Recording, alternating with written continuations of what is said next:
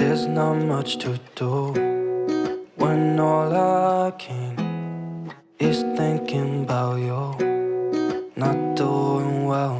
Hello friends, আসসালামু আলাইকুম। Welcome back to my channel. সবাই কেমন আছেন? আশা করছি আমার সকল ভিউয়ার্সরা ভাইয়ের আপুরো যে যেখানে আছেন ভালো আছেন, সুস্থ আছেন। বরাবরের মতো নতুন একটা ভিডিও নিয়ে হাজির হয়ে গেলাম। আশা করছি ভালো লাগবে। 4 রাতের ভিডিও টুকিটাকি কী কাজ করলাম সেগুলো আপনাদের সাথে শেয়ার করব।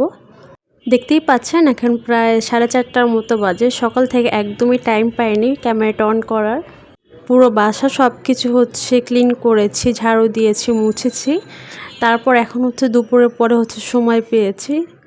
ঈদ আছে আর হচ্ছে নতুন একটা বেডশিট বিছাবো না বিছানায় তাকে হতে পারে বলেন। তো সেম ডিজাইনের হচ্ছে আমার রুমের জন্য এবং আমার শাশুড়ির রুমের জন্য দুটো কেনা হয়েছিল। তারটা অবশ্যই ইউজ করা হয়েছে, বাট আমারটা আজকে ফার্স্ট টাইমই হচ্ছে বেডে বিছিয়েছি।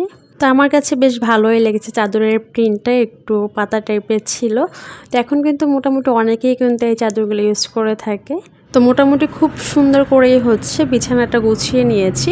অ্যাকচুয়ালি বিছানা কিংবা রুম গোছানো থাকলে নিজের কাছেও কিন্তু অনেকটা শান্তি লাগে, চারদিক গোছানো পরিষ্কার দেখলে। তো এগুলো সব কিছু গুছগাছ করে তারপর হচ্ছে কিচেনের দিকে যাব, যেহেতু আগামীকাল ঈদ। তো ঈদের সেমাই তারপর হচ্ছে পায়েস টুকিটাকি এগুলো হচ্ছে আগের দিন রাতেই হচ্ছে রান্নাবান্না করে রেখে দেয়, যাতে ঈদের দিন সকালে খুব একটা প্রেশার পড়ে না। আর যেহেতু কোরবানি ঢাকাতেই করব, তো বাসার শুধু আমরাই। তো কয়েকদিন পরে হচ্ছে ঈদের 3-4 দিন পরে হচ্ছে মা আসবে, মানে ঢাকাতে অলরেডি চলে আসছে, বোনের বাসাতে আছে সাভারে। তো ওখান থেকে হচ্ছে আমাদের বাসাতে ঈদের 2 থেকে 3 দিন পরে আসবে। তখন হচ্ছে ঈদের আরও বেশি আনন্দ মজা হবে। এখন তো আর ওই ছোটোবেলার মতো ঈদ কোরবানি তো খুব একটা আনন্দ তো থাকে না। তো সংসারের কাজ কাম তারপর বাচ্চাদের নিয়ে ব্যস্ততার মধ্যেই থাকে। তো তার মাঝেও চেষ্টা করি নিজেকেও ভালো রাখার, আনন্দিত রাখার। তো যাই হোক, এরপর হচ্ছে এই যে রুম গুছিয়ে তারপর হচ্ছে কিচেনের দিকে চলে আসছে। এখন হচ্ছে প্রায় সন্ধ্যা হয়ে গিয়েছে। তো ফার্স্টে হচ্ছে আমি এখানে 1 কাপ পোলাও চাল নিয়ে নিয়েছি। আমি হচ্ছে ফার্স্ট অফ অল আগে হচ্ছে পায়েসটা রান্না করব। রোজার ঈদে কিন্তু অনেকগুলো ডেজার্ট বানিয়েছিলাম, বাট কোরবানির ঈদে খুব একটা করব না, জাস্ট সেমাইয়ের পায়েসটা করব। তারপর তো ঈদের দিন মাংস, পোলাও তো এগুলো তো থাকবেই। তখন দেখা যায় কি, মানে পোলাও মাংস খেয়ে মিষ্টি খুব একটা খাওয়া যায় না। তখন কিন্তু ফ্রিজেও কিন্তু 2 থেকে 3 দিনের বেশি রাখাও যায় না। এর জন্য অল্প অল্প করে হচ্ছে করব। তার উপর ঈদের 2 থেকে 3 দিন পরে মা আসবে, তখন হচ্ছে আবার কিছু একটা বানাবো। এখন জাস্ট পায়েস আর সেমাইটাই করে নিব। তার জন্য কিন্তু পায়েসের জন্য হচ্ছে আমি 2 লিটারের মতো দুধ নিয়ে নিয়েছি। আর এখানে হচ্ছে পোলাওর চাল 1 কাপ নিয়ে নিয়েছিলাম। ওগুলো একটু পোলাওর চালটা সিদ্ধ করে নিয়ে নিয়েছি, যাতে পায়েসটা রান্না করতে আমার বেশ সুবিধা হয়।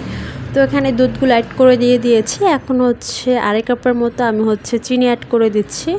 এরপর একটু ঘ্রাণের জন্য হচ্ছে তেজপাতা, এলাচ, কিশমিশ, বাদাম এগুলো হচ্ছে আমি অ্যাড করে দিয়েছি। এখন হচ্ছে দুধটাকে একটু জ্বালিয়ে নেব। আমি অবশ্য যে চালটা সিদ্ধ করে নিয়েছি, চাল আর দুধ একসাথে হচ্ছে আমি মিক্স করে তারপর হচ্ছে কিন্তু অনেকটা টাইম জ্বালিয়ে থাকি।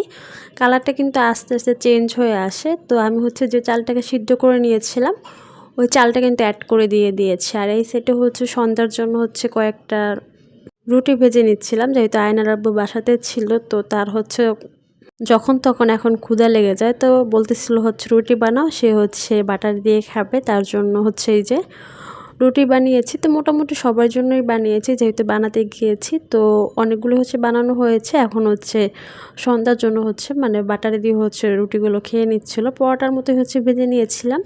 তো আমিও হচ্ছে একটা টেস্ট করতেছিলাম, মজারই ছিল বাটার দিয়ে খেতে। তো এটা দিয়ে হচ্ছে মোটামুটি সন্ধ্যার নাস্তাটা আমরা সবাই মিলে শেষ করলাম। আর এরপর হচ্ছে যে সেমাইয়ের জন্য হচ্ছে দুধটাকে আগে থেকে জ্বালিয়ে নিয়েছি, একটু ঠান্ডা হলে তারপর হচ্ছে সেমাইটা অ্যাড করে দিচ্ছি। এগুলো দেখানোর মতো কিছুই নেই, তারপরে যেহেতু ব্লগ করছি তো আপনাদের সাথে একটু শেয়ার করলাম। তো মোটামুটি সেমাই, পায়েস দুটোই রান্না করা হয়ে গিয়েছে। এই পায়েসে দেখেন কালারটাও কিন্তু চেঞ্জ হয়ে গিয়েছে, আস্তে আস্তে কিন্তু ঘনত্বটা বেড়ে গিয়েছে। তো মোটামুটি হয়ে আসলে তারপর হচ্ছে যে আমি নামিয়ে নিয়েছি। একটু ঠান্ডা হয়ে গেলে দেন হচ্ছে আমি পুরোপুরি ঠান্ডা হয়ে গেলে তারপর হচ্ছে আমি নর্মাল ফ্রিজে রেখে দিব। আর ঈদের দিন যে রোস্টগুলো রান্না করব, মুরগির রোস্ট, ওগুলো কিন্তু কেটে তারপর হচ্ছে আমি নর্মাল ফ্রিজেই রেখে দিয়েছি। যেহেতু সকালে রান্না করব তো এর জন্য ডিপে রাখিনি। আর এদিকে হচ্ছে যে মেয়েকে একটু মেহেদি দেওয়ার চেষ্টা করতেছিলাম, বাট এত নড়াচড়া করতেছিল তো পারতেইছিলাম না। জাস্ট একটু চাঁদের মতো দেওয়ার চেষ্টা করতেছিলাম, বাট ও হচ্ছে একদম হাত দিয়ে ধরবে, মাখিয়ে ফেলবে, তো উঠিয়ে ফেলেছে। এরপর হচ্ছে আমি একটু মেহেদি দিলাম প্রায় অনেক দিন পরে। ছোট বেবি নিয়ে অ্যাকচুয়ালি দেওয়া যায় না। তো এই তো মেহেদির এই যে ফাইনাল লুক, তো এই তো মেহেদির ফাইনাল লুক ছোটো ননদকে দিয়ে দিয়েছি। তারপর হচ্ছে মেয়েকেও দেওয়ার চেষ্টা করতেছিলাম, বাট ও আর দেয়নি। তারপর হচ্ছে আমি একটু দিলাম। অবশ্য যেহেতু গৃহিণী, সংসারের কাজ তো করতেই হবে, তো দেখা যায় পানি হাতাহাতি করতে গেলে কিন্তু মেহেদি খুব একটা কালার থাকে না, উঠে যায়। তারপর একটু শখ করে দিলাম।